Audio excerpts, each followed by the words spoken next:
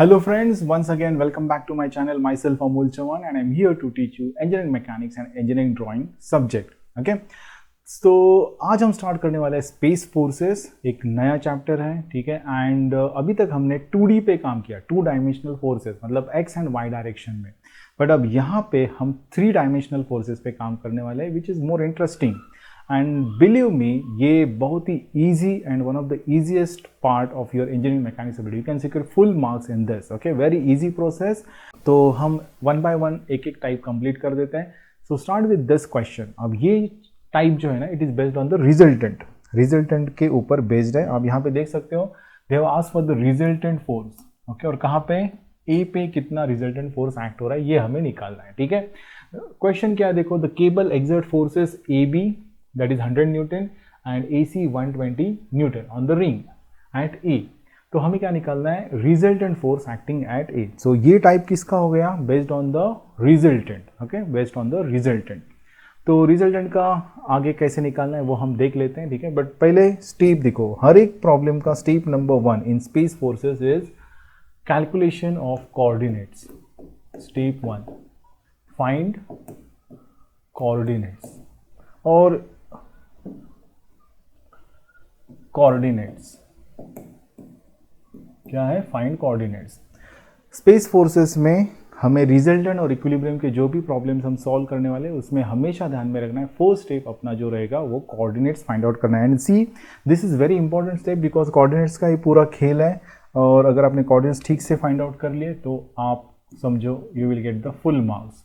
तो ये 3 पॉइंट्स है, अगर आप देखोगे ठीक से प्रॉब्लम में ए, बी एंड सी, ठीक है। तो हमेशा कोऑर्डिनेट्स जो रहेंगे ना, वो आपको कहाँ से फाइंड आउट करना है? तो ओरिजिन से फाइंड आउट करना है, ये आपको ध्यान में रखना है, ठीक है। तो ओरिजिन कहाँ पे है अपना? यहाँ पे, where all 3 axis interact with each other, intersect with each other, ठीक है। तो ये अपना क्या है? ओरिजिन है, दिस इज ओरिजिन।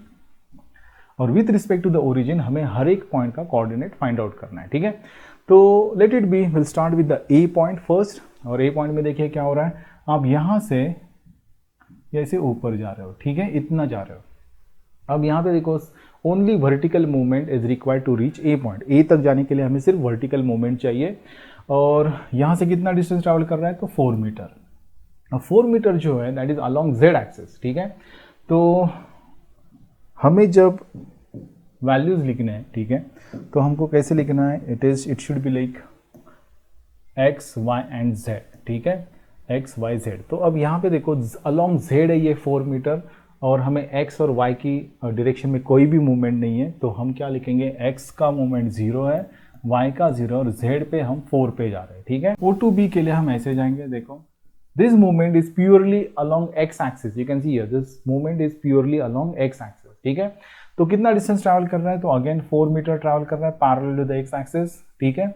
और there is no vertical and along Y axis, mean Z और वाई एक्सिस अलोंग कोई भी मूवमेंट नहीं है। तो हमारा जेड और वाई कंपोनेंट 0 हो जाएगा, ठीक है। और जो एक्स कंपोनेंट है दैट इज 4 0 0। अब बचा लास्ट वाला पोर्शन, पहले मैं इसको इरेज कर देता हूं, ठीक है। एंड लास्ट वाला जो है that is nothing but C point, ठीक है। ओरिजिन से स्टार्ट करेंगे, यहां से स्टार्ट करेंगे। देखो, ओरिजिन यहाँ पे है, यहां से मैं इस तरफ आ सकता हूं and then I will reach point C, ठीक है। ये एक वे हो गया। या फिर आप यहां से भी आ सकते हो ऐसे and then reach C. One and the same thing, आपको सेम ही वैल्यूज मिलने वाले हैं। तो यहाँ पे देखो, I will travel 2 metre in this direction. देखो यहाँ पे 2 मीटर दिया, तो ये 2 और ये हो गया अपना 4। ओके, तो टोटल देखो यहाँ पे 2 travel in the direction of y, ठीक है। 2 कहाँ पे जा रहा है? y के डायरेक्शन में, ठीक है। तो y हमारा 2 हो गया and this is along x axis, parallel to the x axis. तो x हमारा 4, सो 4 2 एंड 0, क्योंकि वर्टिकल कुछ मूवमेंट ही नहीं है in order to reach the C point. अगर सी पॉइंट की तरफ जाना है तो वर्टिकली हम कहीं पे भी मूव नहीं हो रहे। This is along y, this is parallel to the x, but there is no vertical movement. So z का जो कंपोनेंट है दैट बिकम्स 0। तो मैं यहाँ पे लिख देता हूँ 4 2 एंड 0। तो ये बन गया अपना coordinate. This is your step number 1, okay, ठीक है। This is your step number 1। Now will proceed further. अब यहाँ पे स्टेप नंबर 2 आता है अपना find force vectors. Find force vector. This is one of the easiest step. Again I'll tell you. अब देखो रिजल्टेंट अगर निकालना है, रिजल्टेंट का वेक्टर, तो it is like force A B plus force A B plus force A C, ये हमें निकालना है। ठीक है, तो पहले ये फोर्स वेक्टर निकालते हैं ए बी। तो कैसे लिखना है, देखो फोर्स ए बी का वेक्टर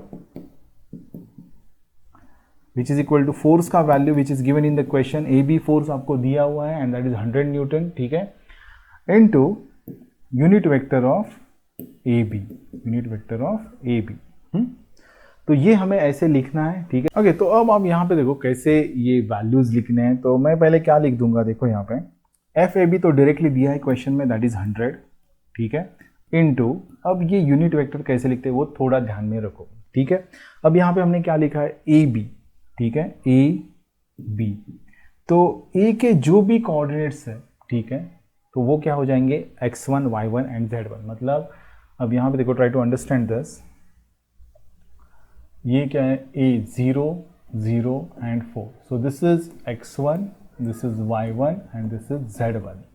सिमिलरली ये क्या है अपना 4 0 0, तो ये बनेगा अपना x2 y2 एंड z2। ठीक है, तो यहाँ पे आप जब भी लिखते हो, ठीक है, तो ये x2 माइनस x1, मतलब यहाँ पे मुझे लिखना है ना, तो x2 minus x1 into I plus y2 minus y1 j का term plus z2 minus z1 k का टर्म। ठीक है, divided by square root of, similar way x2 minus x1 का square plus y2 minus y1 का square plus z2 minus z1 का square. ठीक है, तो यहाँ पे देखो अब ये इजी हो गया समझने के लिए। हम ए बी ले रहे हैं, तो ये सब x2 टर्म और ये हो गया फर्स्ट 1 का टर्म। ठीक है, तो मैं अब कैसे लिखूंगा, देखो try to understand this. 100 into bracket, अब x2 माइनस x1 मतलब 4 minus 0 i plus y2 minus y1 मतलब 0 माइनस 0 हो गया, that is j plus z2 minus z1 मतलब 0 minus 4 which is equal to k, divided by under root of, अब x2 minus x1 तो ये 4 हो गया, 4 का स्क्वायर प्लस ये तो 0 ही हो गया, 0 का स्क्वायर प्लस माइनस 4 का स्क्वायर। ठीक है, तो ये ऐसे इक्वेशन बनता है। Try to understand this. हमने क्या किया, a और b, देखो यहाँ पे a b है, दिस इज a b, तो a और b के कोऑर्डिनेट्स लिख दें। जो पहला है उसको 1 1 1, दूसरा है उसको 2 2 2, but while writing the unit vector ये रहता है 2 माइनस 1 2 माइनस 1 2 माइनस 1, तो 4 माइनस 0 0 माइनस 0 0 माइनस 4 लिख दिया हमने। ठीक है, तो ये स्टेप आपको थोड़ा केयर लेके कंप्लीट करना है। Now simplify this to get the answer in terms of I J K. So 100 तो ये बनेगा 4i, अब j तो 0 ही हो गया, 0j minus 4k divided by 4 का स्क्वायर प्लस यहाँ पे अगेन 4 का स्क्वायर है, तो that is 16 plus 16 32 under root of 13 2 हो जाएगा।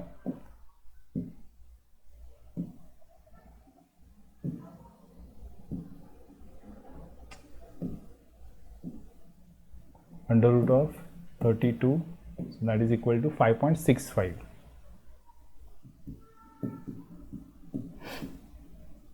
अगर हम इसको और सिंप्लीफाई कर देंगे तो this is equal to 100 divide by 5.65, तो ये बनेगा 17 पॉइंट ऑलमोस्ट 7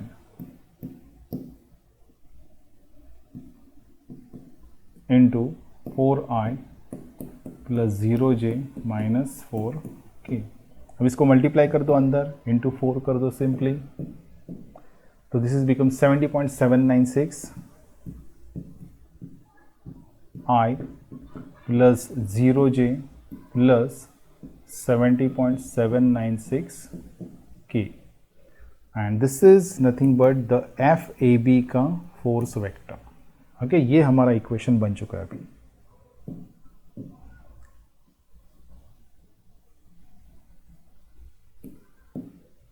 ओके, तो इसके बाद अभी हम क्या करेंगे, फोर्स वेक्टर।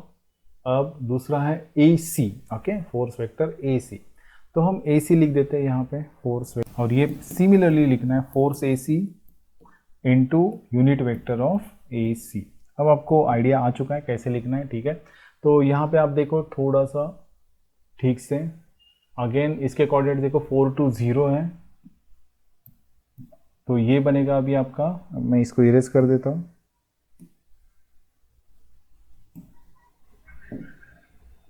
देखो अभी ए सी है, तो सी के कोऑर्डिनेट्स यहाँ पे लिख देता हूँ 4 2 0, तो ये बनेगा आपका अभी x2, this is y2 and this is z2, ठीक है। तो 4 माइनस 0, 2 माइनस 0 एंड 0 माइनस 4। तो यहाँ पे एफ एस सी तो already known to you, in question they have given 120, तो मैं डायरेक्टली यहाँ पे 120 लिख देता हूँ इन टू ब्रैकेट। अब देखो क्या था, 4 minus 0 I plus 2 minus 0 J plus 0 minus 4, 0 minus 4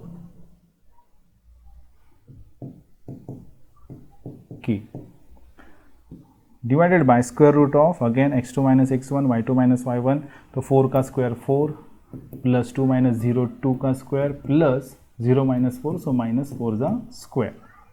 इसको हम सिंप्लीफाई कर देते हैं like we did it for the F A B. So 120 in bracket 4i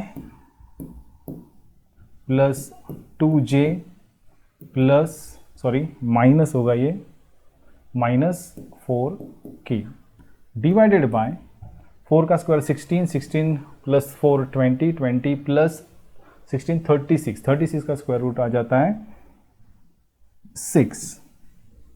Okay, 6. So if you simplify this, so 6 20 into 4 80 I plus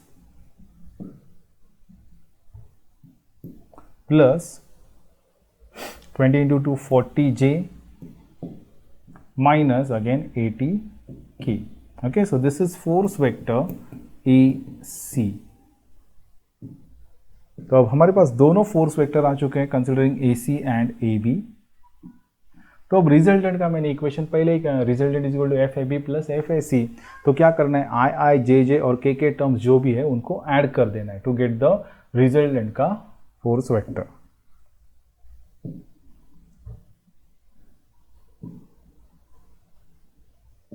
okay, so here the next step is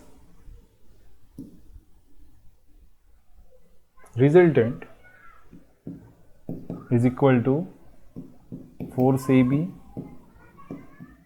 plus force AC। तो मैं यहाँ पे लिख देता हूँ, देखो FAB। अब I term एक साथ करेंगे 70 plus 80, so this is 150.796, 150.796 I, okay, plus अब j का टर्म 0 प्लस 40, सो 40j प्लस 70 माइनस, अब यहाँ पे 80 के आ रहा है। ओके, ठीक है, यहाँ पे एक बार फिर चेक करते हैं, sorry this is minus sign, तो ये माइनस रहेगा, सॉरी माय मिस्टेक। तो ये देखो 70 में माइनस है, तो ये माइनस है। Okay,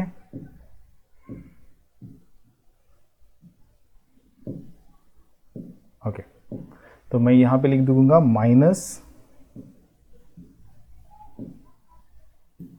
minus 70 and this is minus 80, so again 150.796 की।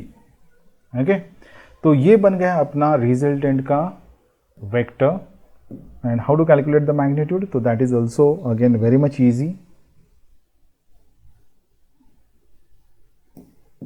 यहाँ पे देखो मैंने सिर्फ एडिशन किया आई टर्म का, जे टर्म और के टर्म का, ठीक है। तो अब हम आगे चलते हैं और रिजल्टेंट का मैग्नीट्यूड निकालते हैं, which is nothing but equal to, okay, so ये जो आई का टर्म है दैट इज 150.796 जा स्क्वायर प्लस 40 जा square plus minus 150.796 the square. Okay, so if you simplify this, you will get the magnitude of R. So using calculator, you can solve this. So 150.796 the square. So this is 739.433 plus what is the square? So that is 1600 and plus again 22,739.433. Okay, so if you simplify this, this is equal to 2 into 22,739.433 plus 1600. Okay, so it becomes 47,078.866. Okay, so the final answer is square root of 47078.866. So 216.976. Okay, so this is the final answer for your resultant, and unit is 100. They have given 100 Newton. So this is again in the Newton only. So this is 216 Newton. So finally, I'll write the answer over here, and that is R is equal to 216.976 Newton. अब ये हो गया magnitude. This is the magnitude. We need to also find its what you can say the direction with respect to the x-axis, y-axis, and the z-axis. Okay, तो वो कैसे निकालना है? It is also very easy. You can easily find theta x is equal to cos inverse of, यहाँ पे जो अब देखो x कंपोनेंट है, ठीक है, चाहे तो मैं यहाँ पे r का x कंपोनेंट जो है डिवाइडेड बाय द फोर्स, मतलब rx अपॉन r आएगा यहाँ पे. Normally when you are dealing with the force it is fx upon f. तो अब यहाँ पे r है, रिजल्टेंट है, तो हम क्या लिखते हैं? rx अपॉन r, मतलब r का x component upon the value of r. तो ये बनेगा मेरा देखो cos inverse of 150.796. See, this is x is with the I term, then y is with the j term, and z is with the k term. ठीक है, तो rx component कौन सा है? 150.796 divided by r, that is 216.976. So here theta x is coming out to be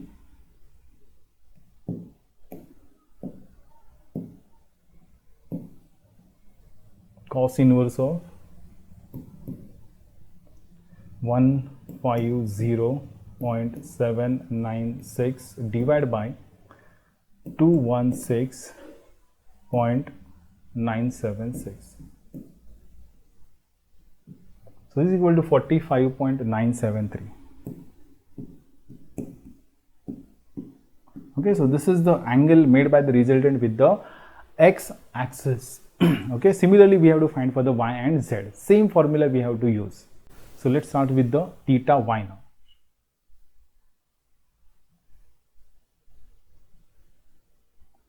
So keep in mind that this is your rx term, this is your ry term, and this is your rz term. So similarly we are going for the theta y now, and formula will be cos inverse of ry का term upon r.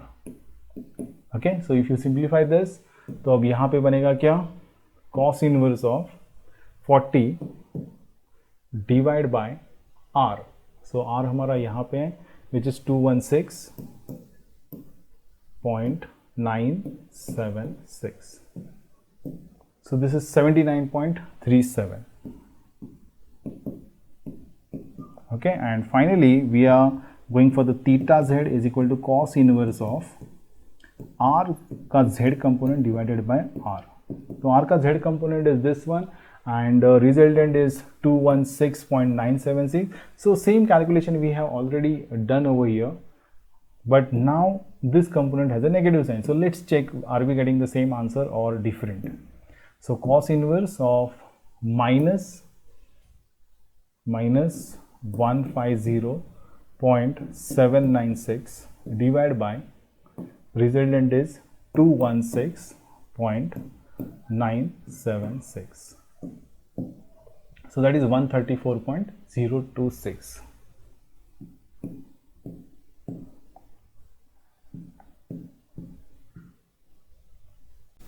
So here we can say that यहाँ पे हम कह सकते हैं कि this angle is with respect to x axis. Okay, with respect to x axis. ये जो angle बना हुआ है that is with respect to y axis and finally with respect to z axis. ठीक है, तो ये हो गया अपना कंप्लीट सॉल्यूशन. तो यहाँ पे अब हम क्विक रिवाइज करते हैं क्या क्या किया हमने. देखो स्टेप क्या रहने वाला है. हमेशा जब भी स्पेस फोर्सेस के प्रॉब्लम आप सॉल्व करोगे तो ध्यान में रखना है कौन कौन से स्टेप आप सॉल्व करने वाले हो. तो फर्स्ट स्टेप आपको ध्यान में रखना है, हमेशा कोऑर्डिनेट फाइंड आउट करना. कोऑर्डिनेट्स, अगर क्वेश्चन रिजल्टेंट पे डिपेंड है तो रिजल्टेंट इज इक्वल टू कितने फोर्सेस उसमें है, मतलब कौन कितने केबल्स कनेक्टेड है या फिर कितने फोर्सेस एक्ट हो रहे हैं उनका सबका एडिशन. तो यहाँ पे 2 ही है, तो हमने क्या किया था, एफ ऑफ ए बी का vector plus F of A सी का वेक्टर. ठीक है, ये पहले डिफाइन कर दो. उसके बाद find what is F A B का फोर्स वेक्टर. तो ये बना था अपना F A B into unit vector of A B. Similarly हमने एफ ए सी निकाला था which is equal to F AC which is given in the question into unit vector of AC. ये बनने के बाद हमारा मिलता है, ये दोनों मिला के क्या बनेगा, रिजल्टेंट निकलेगा. ठीक है, और finally you find what, magnitude R is equal to under root of what, I का टर्म जो मतलब x fx और rx यू कैन से. तो rx ज़ा स्क्वायर प्लस r का y कंपोनेंट का स्क्वायर प्लस r z के component का स्क्वायर. और थीटा भी निकालना है, theta x, theta Y and theta Z. तो ये अपना फ्लो रहेगा whenever you are dealing with the resultant के problems in the space forces. तो सिमिलरली यहाँ पे देखो कैसे किया हमने. देखो पहले हमने कोऑर्डिनेट्स निकाले, उसके बाद हमने डिफाइन किया कि रिजल्टेंट कैसे बनेगा. ठीक है, सो यूजिंग दिस हमने क्या किया, एफ ए बी का वेक्टर निकाला.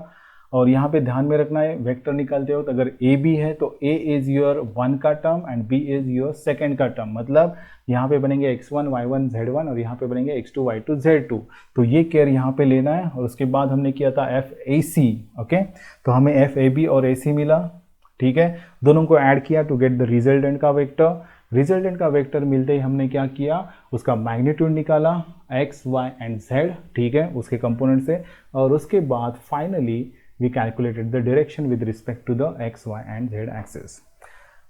आशा करता हूँ कि this video is really helpful for you and space forces is very easy chapter. ठीक है, फोकस करो कि कोऑर्डिनेट्स आप ठीक से निकालो. कोऑर्डिनेट्स अगर ठीक से निकाले जाते हैं तो very basic formulas are there to solve the problems.